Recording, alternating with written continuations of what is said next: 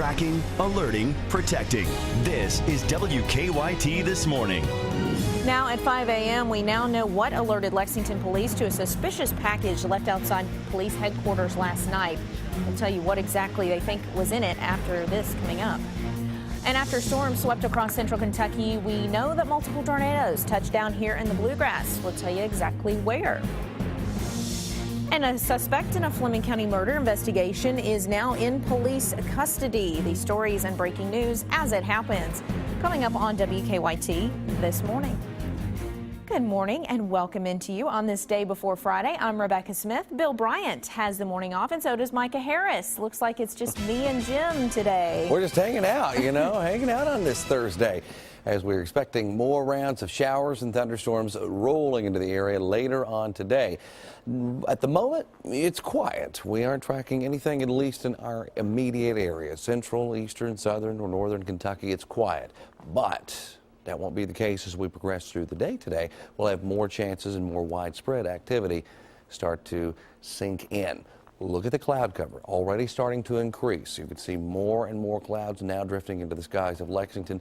And notice this, brighter white clouds also showing up across southern parts of Indiana. That also moves toward us. And what that tells us is that there's more moisture hanging out in those clouds. So we got some thicker cloud cover that will eventually be joined with more showers and thunderstorms. Right now running in the mid and upper 40s throughout our area. Look at Mount Sterling. They were at 45, back down to 43. So we're going to go seesaw back and forth here in many cases with some of those temperatures. Today we get up close to 70 degrees before the rain really pushes into the area. And once it gets here, it's going to hang around. I'll have more details coming up for you here in just a little bit. Well, we have learned some more about the storms that ripped their way across much of central Kentucky this week. The National Weather Service confirmed that this is indeed a tornado that touched down near Paris in Bourbon County. It was one of 7 confirmed tornadoes in central Kentucky on Tuesday alone. This eyewitness video shot by one of our viewers, Michael Grubb, that you saw there at the top of the O. Grubb says he was at work when the tornado came through. One of my coworkers looked up and said, the clouds were really weird and just dropped out of nowhere, big funnel cloud, and I started videotaping. There it is. Grubb says the experience of seeing that EF1 tornado was just unreal. It ripped through a 2-mile area in Bourbon County, and while power has been restored, cleanup in the area is just now starting. Well, an EF1 also touched down in Harrison County. That tornado brought down trees and destroyed outbuildings in a barn. This is just south of Cynthiana. No injuries were reported in this. One woman says she and her granddaughter rode out the storm in the middle of their home. We're going to play like we're having a tornado, and I took her by the hand and she and I went to the bathroom. Well, Harrison County school leaders tell us their buses were on the road when the tornado hit. They say a few bus drivers pulled over and got the children inside some nearby buildings for safety. As we mentioned, the National Weather Service confirms 7 tornadoes in central Kentucky. Scott and Bath counties each had 2. Harrison, Bourbon, and Owen counties each had 1 tornado. Well, new this morning, the second suspect wanted in a murder investigation in Fleming County has been arrested. He was arrested last night in Lexington about a week after state police started looking for him. WKYT's Mark Barber is live from where Kevin Howard was arrested. Mark, what are the latest updates in this case? Good morning. Good morning, Rebecca. Kevin Hart was arrested last night by Lexington police when they found him here at the intersection of Russell Cave Road and New Circle Road. He is now the second person charged with murder in a Fleming County missing persons case.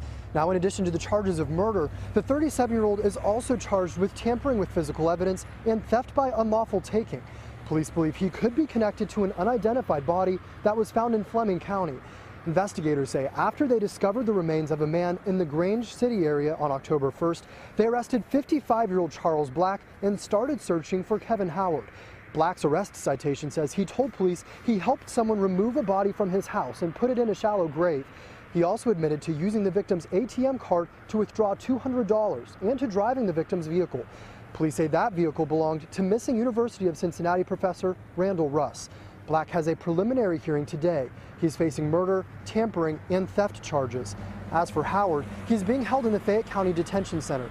At this time, police have not released any details about what led to his arrest here in Lexington. Live in Lexington, Mark Barber, WKYT. New this morning, the second suspect in a Fleming County murder investigation is behind bars here in Lexington. Lexington police arrested 37-year-old Kevin Howard around 7 o'clock last night. This is the story that Mark actually just brought us. We just wanted to update you on some of the details. Again, he has been charged with murder, evidence tampering, also auto theft in Fleming County. Police found the remains of the unidentified man on October 1st in a field in Fleming County. Moving on now, new this morning, we now know what alerted Lexington police to the suspicious package left outside headquarters late last night. Lexington police tell us someone called into Central Communications saying they had left a gift for police outside. Someone later found the package around 8 o'clock. As a precaution, police blocked off East Main between Limestone and Quality and kept people from the area. They also evacuated the first floor of police headquarters. Police say the package was a taped-up cardboard box. They brought in their hazardous devices unit and a robot to check it out. You can't really take any chances nowadays, so the best thing is to treat everything as a threat and plan for the worst, but also hope for the best. And police later determined there was nothing actually dangerous about the box and it was not a threat. East Main Street reopened to traffic just before 10 o'clock last night. Police say it's too early to tell if the box was left outside police headquarters intentionally, but they say they do have a few persons of interest in the case. Early this morning, we have learned of another deadly police-involved shooting in Missouri. Not too far from where unarmed teen Michael Brown was shot and killed back in August. Authorities say the shooting happened in South St. Louis late last night. According to police, an off-duty officer working a security detail for a company drove up to 4 men. Those men ran off when the officer got out of his car. The officer chased them down. The officer approached, they got into a struggle. It ended up into the gangway, at which time the young man pulled a weapon and shots were fired. The officer returned fire, and unfortunately the young man was killed. Well, people started gathering in the area shortly after the shooting, chanting, "Hands up, don't shoot." So far, no reports of violence. Today does mark exactly 2 months since Brown was shot and killed in Ferguson, Missouri. An Ohio man has been indicted on felony charges for stealing from a Pulaski County business. According to our partners at the Herald Leader, 46-year-old Kyle Lulo of Paynesville, Ohio, was charged with 2 Class D felonies. He's the owner of Image One Ultrasound, an online business that sells used medical equipment. He allegedly took $5,000 from a Somerset doctor who ordered an ultrasound machine last year. The doctor says Lulo never delivered the equipment. AT&T customers will get a refund for bogus charges on their cell phone bills. The company has agreed to pay back $100 million, $105 to be exact. Third-party companies made the charges for things like customers never asked for. Kentucky will receive more than $283,000 of the settlement. If you think that you happen to be owed some money, you can submit a claim on the Federal Trade Commission's website. Today, the Fayette County Health Department will be handing out free flu shots. It is that time of year again, of course, in anticipation of this year's flu season. WKYT's Whitney Wetzel's live from the Imani Family Life Center on Georgetown Road. What are the details on this, Whitney? Good morning, everyone. Well, you can get one of those free flu shots here at the Imani Family Life Center on Georgetown Road. Now, the clinic doesn't start until 4 o'clock this afternoon, but health department officials encourage you to go ahead and sign up online throughout the day. Anyone 6 months or older is able to get the shot. Last year, Lexington had 109 confirmed cases of the flu. The health department provided more than 3,100 vaccinations throughout the season. 1,900 of those were given out during this free flu shot clinic.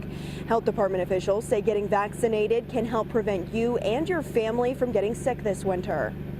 The health department really wants to assure people that vaccines are safe.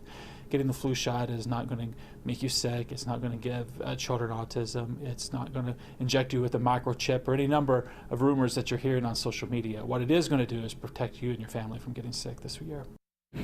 Now, to speed up the process, you can print out a registration form at lexflucrew.com and fill it out before you get here. That'll help get you through the line a little bit faster. Again, this event will start at 4 o'clock this afternoon and run through 7. Live in Lexington, Whitney Wetzel, WKYT.